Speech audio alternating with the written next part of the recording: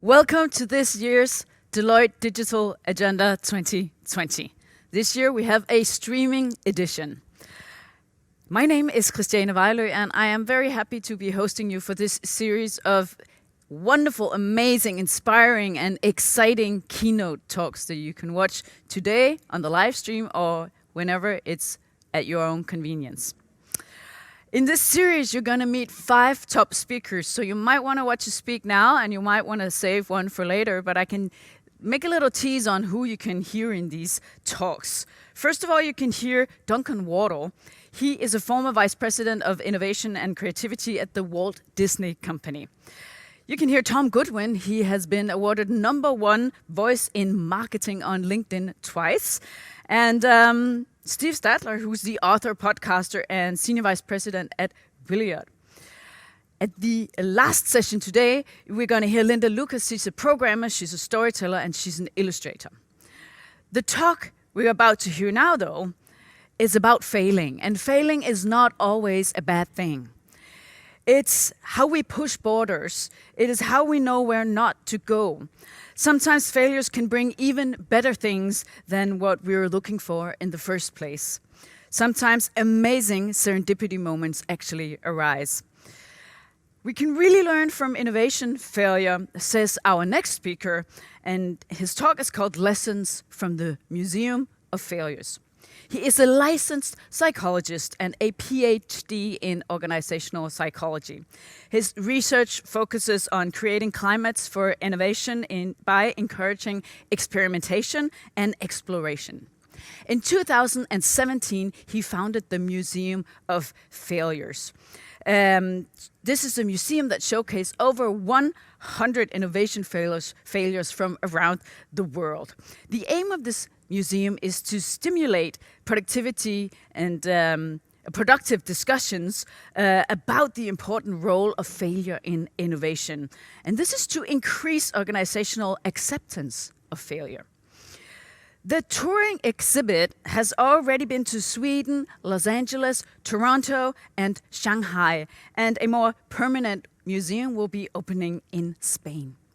Here to talk about what innovation failures have in common and why Americans and Danes fail all the times, but Germans don't. Allow me to introduce to you Samuel West. He is the founder of the Museum of Failure. Here he is. Thank you. Thank you very much. Thanks for tuning in. I hope you'll learn something about failure from this talk. If nothing else, it'll be entertaining. I started the Museum of Failure out of frustration. I was doing research on innovation cultures and working with clients, and there's no lack of innovation books, innovation models, theories. There's a whole bunch of innovation consultants. But at the end of the day, the biggest obstacle for innovation usually is a fear of failure. And I didn't find enough sort of initiatives addressing this issue. And so instead of taking failed innovations in form of products or services and doing as most companies usually do, they take them and they sweep them under the carpet and hope that they quietly disappear. I chose with the Museum of Failure to take these products, put them up on a pedestal and shine a spotlight on them so that we can understand the stories behind them, what went right, and more importantly, what went wrong, and learn from these failures. So the museum's been around the world. We have right now, I just counted 156 different innovation failures. And each month I get new donations to the museum. Some good, some bad. The museum really does strike a chord, not just in the organizational world, but in general, because there's a sense of authenticity. There's something genuine about failure. It's not been handled by the corporate public relations department to make it look perfect. Failure is real. And I would say, as the mission of the museum, failure is essential for innovation. In fact, failure is important for any kind of progress. And there's something at the museum that we really like to remind people of, and that is that there's only one way to turn failure into success, and that's really trying to learn from these failures. And we can't learn from these failures unless we're willing to talk about them, unless we're willing to discuss them in a productive way. One company leader who's really good and really does understand the whole importance of failure for progress is Jeff Bezos. He's often quoted saying things like this, where if you're not willing to fail, you can't be innovative. And he really does practice what he preaches. In 2014, they launched the Fire Phone. Now, the Fire Phone was a massive investment from Amazon. And the idea was to compete with Apple and Google. And Amazon had everything necessary to succeed with it. They had a massive platform to sell it as well. But the Fire Phone was a massive flop, a total failure. It had technological features that nobody wanted, and there was no interest in the phone. At an annual meeting, some journalists cornered Jeff Bezos and asked him, "So, Jeff, tell us about the Fire Phone." And they thought, he would be embarrassed about it. The company lost about an estimated $1 billion on the Fire Phone. And Jeff answered brilliantly. He said, if you thought the Fire Phone was a failure, you've not seen anything yet. We've got some massive failures in the pipeline. Genius. So he really does understand you can't have that progress, you can't have the innovation without the failure. So before we go and look at some of the examples of the museum, I'd like to stop and do a little nerdy, scholarly pause and define what failure is. Failure, the academic definition is that failure is a deviation from expected or desired results. Now, I love that definition. It works brilliantly. And I can't find a better way to illustrate this definition than the Segway. You might be wondering, but the Segway still exists. It's not a failure. Yes, it was. Launched about 20 years ago. The Segway, it was an awesome piece of technology. It still is. And the expectations were ginormous. So the Segway was expected to revolutionize the way humans transport themselves. There's some quotes. The Segway will be these are the expectations at the time from big name Silicon Valley people. The Segway will be the first product in human history to reach $1 billion US in sales within 1 year. Impressive. The Segway will be to the car what the car was to the horse and buggy. Pretty good. I don't know who said this, but it's absolutely absurd. The Segway will be bigger than the internet. And my favorite, and as far as I can tell, it seems to come from Steve Jobs. In the future, In the future, city infrastructure will be built around the Segway. Can you feel that? Can you feel that excitement? And those expectations for this new technology? Well, none of that happened. And the Segway, it definitely belongs in the Museum of Failure. Why did it fail? A lot of reasons. Too expensive, safety issues, and I think you look really stupid when you ride a Segway. We'll go through some of the objects at the museum and just sort of briefly describe the stories behind them and then see what can we learn from them. I'll take quite a few, so it'll be quite fast-paced here. This is the Sony Betamax. If you're as old as me or older, you definitely remember those video cassettes. And Sony launched the video recorder in the early 80s, and Sony was the biggest company. They were first to market with this new technology. They had everything to succeed. And then this little tiny company in Japan called JVC, they launched the VHS. Now, JVC was an underdog, and they knew it. So they formed strategic alliances with manufacturers and with the Hollywood film studios. So it took a while, but eventually JVC and the VHS format won the video war. Despite Sony being the best, the technology being better and being first to market. It's a valuable lesson, and Sony did learn from their failure, because when they launched the CD-ROM, music CD, before they launched it, they actually bought a record company. And when the CD was launched, it already had plenty of content, and they had alliances with the music industry. So Sony learned from their mistake. And this one, you can't have a museum of failure without having the Apple Newton. It's one of the iconic innovation failures. Early 90s, Apple launches the Apple Newton message pad. The killer feature was that you didn't have a keyboard, so you just used your handwriting to enter data. Now, today we're like, yeah, big deal. This is 1993. This was a big deal. And Apple knew it. So they launched it in their typical fanfare of it being a revolution. They coined the term personal digital assistant, and the expectations were huge. One little problem, the engineers at Apple had warned that, hey, this handwriting technology, it's not mature, it doesn't work. But the CEO and the marketing department, they pushed ahead, launched it anyway, and the results were devastating.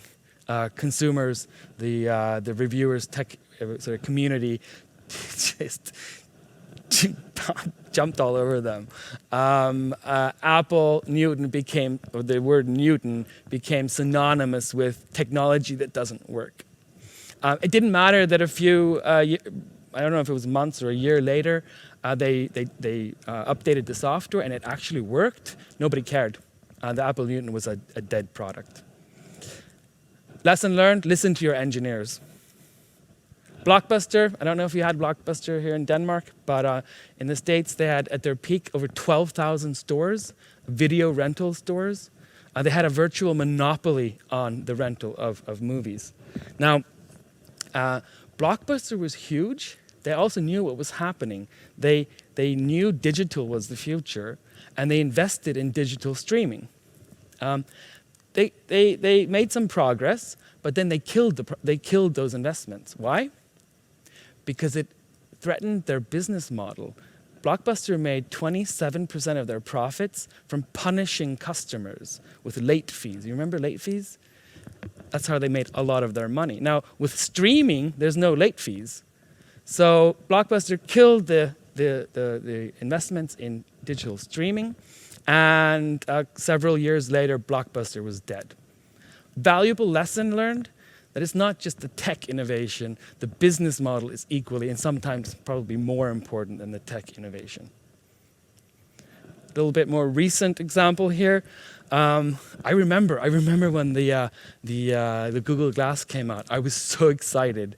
I was too stingy to pay $1,500 to buy them, but I just remember the excitement of this new wearable technology. It was awesome. I mean, it's connected to the internet. You have these spacey glasses on that project an image, like a hologram, weird science fiction image in front of you. Wow, amazing technology. Problem? What should we use them for? Yeah, there wasn't any applications. Are you going to use them to wear downtown so you can see the weather in Copenhagen is rainy and bad as usual? No, because you already know that. You're already walking downtown. There's no real useful application, or wasn't any application for it. That was one issue, a major one. Another was that privacy issues. I mean, these are like spy goggles. They've got a camera, a microphone connected to Wi-Fi. It got so bad that the New York Times called people who use Google Glass, they called them glass holes. So the signs at cafes in San Francisco would be, no smoking, whatever, and then no glass holes. Great. Google did learn from this mistake. Eventually, it took them a while, but they learned from the mistake, and now Google Glass has been relaunched, sort of version 2. It's called Enterprise version, where Google partners with local companies specialist companies that provide the applications for industry. And there's some pretty cool applications of that. Nokia N-Gage. Anybody remember this? It's a gaming console, a small one, combined with a phone. Now, again, this doesn't seem like a big deal today. 2003, it was a major big deal. So you could have a phone and play games. The Nokia was at their prime at that time, and they had all the they had everything necessary to succeed with this product. But it failed. One reason was to change there was design issues. So to change a game, you would have to take apart the entire phone, like take out the battery to change the game cartridge. That's a gaming device, not a good idea. Also, if you look at the form of the phone, it looks like a taco, doesn't it? So and when you talk on the phone, on a regular phone, you talk like this, but on the Nokia N-Gage, you would hold it on its side like this. And look at the form, so you hold it like a taco, and people would mockingly call it the taco phone. It didn't help sales either. But the biggest blow was the fact that despite building a nice infrastructure, a platform for a community of N-Gage users and for gaming development, there were only 2 games that were worth playing on it. So the Nokia N-Gage was definitely a failure. Not quite sure what Nokia learned from it, but one result from the Nokia N-Gage is Finland's extremely successful mobile gaming industry. Angry Birds, it wouldn't exist without the Nokia N-Gage. Moving along, non-technology here. Maybe it is technology. Everybody knows that men and women are different, and that women's hands are fundamentally different from men's hands. So BIC decided in 2011, please note it's 2011, it's not 1811. They decided, hey, let's develop a special pen specially for women. Yeah, I know what you're thinking. But then again, what is it needed? Yeah, apparently. What's different? What's special about the BIC pen for her? Well, a lot of revolutionary features. It comes in colors that women like, pink and purple. And it even comes with glitter on it, because that's what women need for their pens. This was a huge embarrassment for BIC. The backlash online was merciless. Ellen DeGeneres and other comedians had a heyday with the BIC pen for her. I don't know exactly what BIC learned from this misadventure. One thing is clear. It does remind us how important it is to have diverse teams. I can just imagine if there were women on the design teams and the marketing teams at BIC, or if there were women, if these women had a voice, we probably would never have seen the BIC pen for her. This one makes me smile. I love this thing. What is it? It's a water kettle. So you boil water in it. It's from Philips Stark brand. It's super uber designed, and it's a complete failure. The water kettle, it's called Hot Bertha, and it is full of flaws. Some of the bigger ones, number one, you can't see how much water is in it. It's impossible. Quite important with the water kettle. Number two, probably more dangerous, is the fact that you've boiled the water and you're going to pour it into your teacup, and as you pour the water in your cup, you get scalded by a cloud of steam that emerges as you pour the water. Two kind of fundamental flaws. The manufacturer, Italian manufacturer Alessi, says, and is quite transparent and open about this, it says, the Hot Bertha water kettle is my most beautiful mistake. Lessons learned, design is not always more important than function. Okay, this one is really good. I say this about everything. This is one of my favorites, but this is one of my favorites. It's the Juicero. It's a fruit press. Yeah, when it was first launched, it cost $800 for a fruit press. So the concept, I'll try to explain it. You buy bags. They look like blood bags, in hospitals. You buy a bag with specially sliced fruit and vegetables. They're not pressed, they're just cut. Now, they're inside this bag. The bag costs $10, $8 to $10, by the way, so it's expensive juice. You put this bag inside the machine, close it. Well, come on. No. The machine is, of course, connected to the internet. So, failure here on the clicker. And it reads the best before date to make sure you don't get old juice, which is also printed on the bag, but that doesn't matter. Anyway, this machine, it presses out the juice with 2 tons of pressure to get out all the nutrients, all the flavor, everything beneficial from the vegetables and juice and fruit. So what do you end up with? You end up with a glass of juice that costs you $10 from a machine that costs $800. Now, this sounds great. They got massive amounts of investments. Some big, high-profile investment firms were throwing money at the Juicero, and they were actually selling quite well. Until 2017, some idiot on YouTube takes a bag of Juicero pre-cut vegetables and just squeezes it with their hands, and they get a full glass of juice. And it makes you wonder, what? Do we actually need this machine? And the answer is no, and the company went bankrupt. The lessons learned from this beautiful example of innovation failure is how Silicon Valley, they are masters at creating elegant solutions to problems that do not exist. Yeah, I'm not going to comment this one more. It's sort of self-explanatory. The lesson learned is don't overextend your brand. Apparently, according to the branding literature, Colgate launched a series of frozen dinners in the early 80s. There's not much information about it other than it's absolutely ridiculous. Okay, last one. Yeah, this is my favorite one.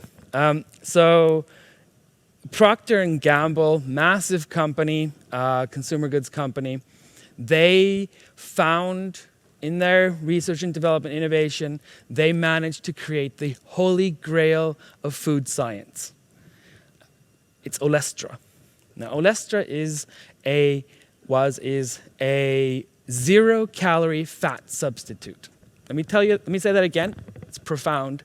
0-calorie fat substitute, which means you can eat as many potato chips as you want and not get fat.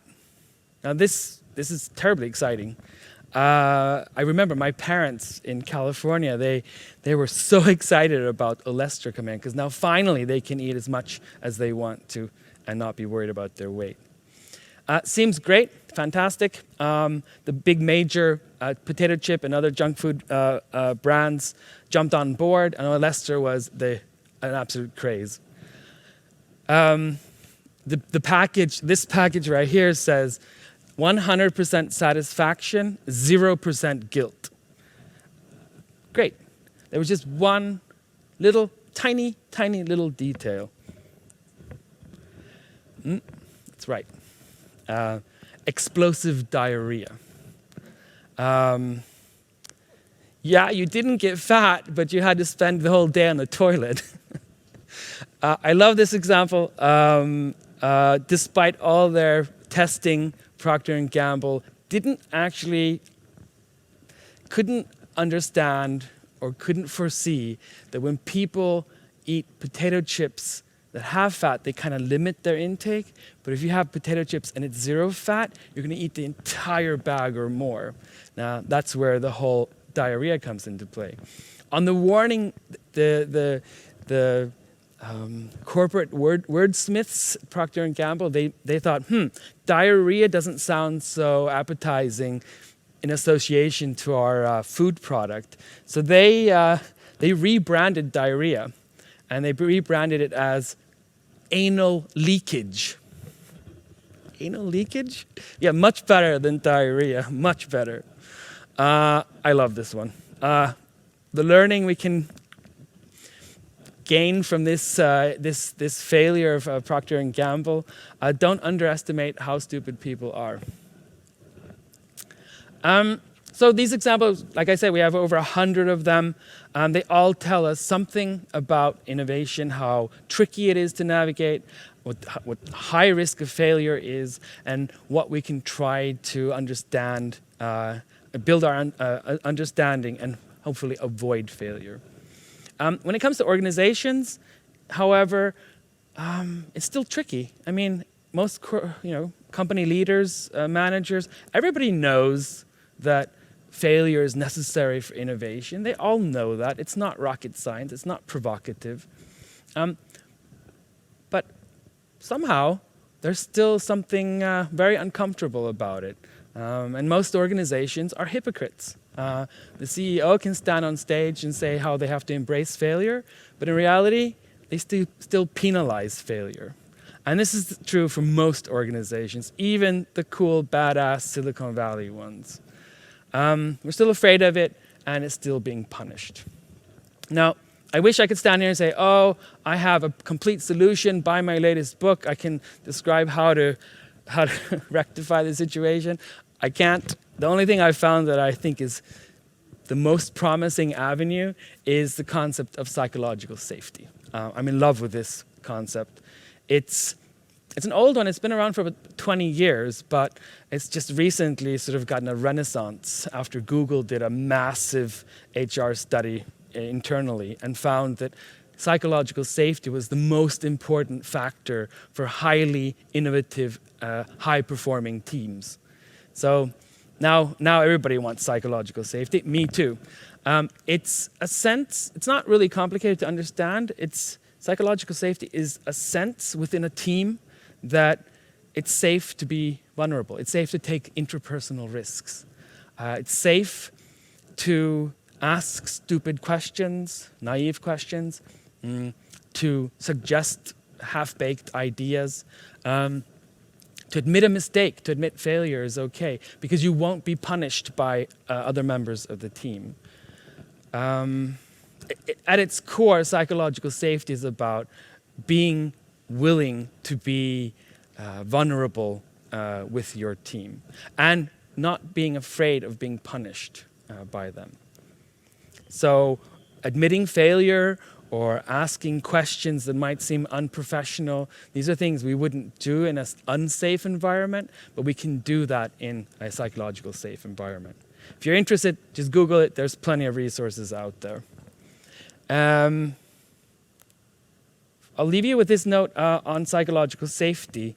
It's a great metaphor. Imagine two acrobats doing circus arts far up in the air.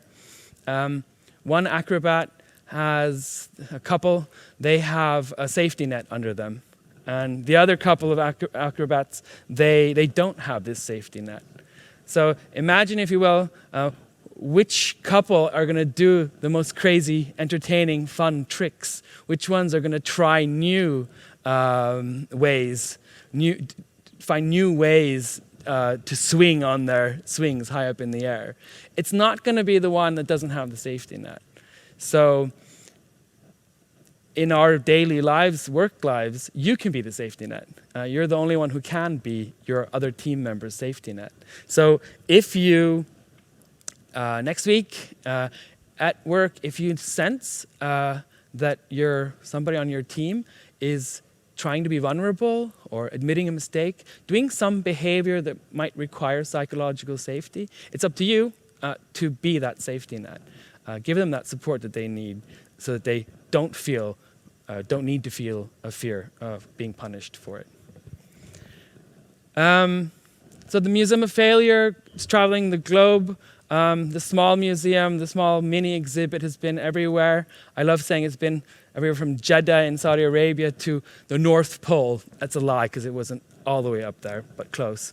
And the big proper museum, Los Angeles, Sweden, Toronto, and it's opening soon in France and in San Francisco. Thank you very much. Thank you. I have one question Go. for you. In this day and age, we talk about failure and the culture where failure is allowed or there's room for it. But at the same time, we're also critical about, for example, the technology companies that move too fast, move fast and break things. It's something that we want to move away from. How do we find a balance between these two approaches to failure? I mean, one of those sort of Facebook move fast and break things. I mean, it's okay, I think, if you learn from it, but they don't seem to be learning a lot from their failure, and that's the core. That's the big negative aspect. So I think it would be easier to forgive the big tech companies or others who are pushing at a more intensified pace if we could actually see that they learned from it. We're not seeing that today. No, we're not seeing that much. But would there be a possibility of creating a more closed environment where failures can be done in a more safe environment before it reaches out and affects a lot of consumers or users in the real life? Yeah, I mean, absolutely. There's one of the methods that is advocated is to be much better at experimentation, to use experimentation with a high failure rate, not a low failure rate, early on in the process, so that you fail before it's on the shelf at the supermarket. Thank you very much, Samuel West from the Museum of Failure. Thank you.